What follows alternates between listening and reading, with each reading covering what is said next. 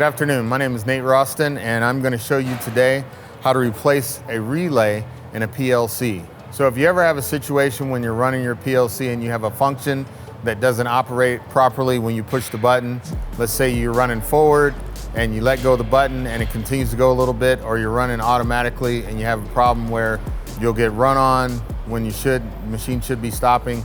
That's because the contacts inside the relay are starting to stick together or fuse together, and then we have to replace that. And I'll show you how to do that right now. So first thing we have to do is remove this clip.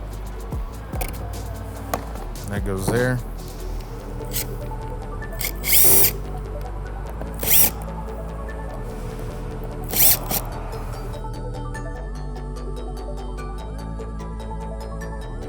Just so you know, these will be labeled with the functions: forward, reverse, shear down, shear up, and then the hydraulics.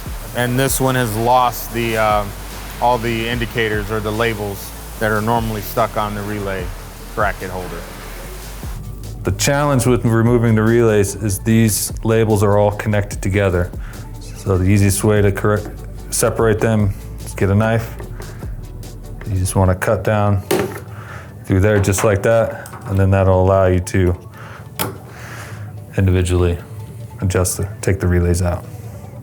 So if I want to replace the forward, which is next to the reverse, I just want to pop this bracket down. Then I can just pull that out like so, and then replace it with the new one. Push down, locked in, replace the screws, test it out, you should be fine.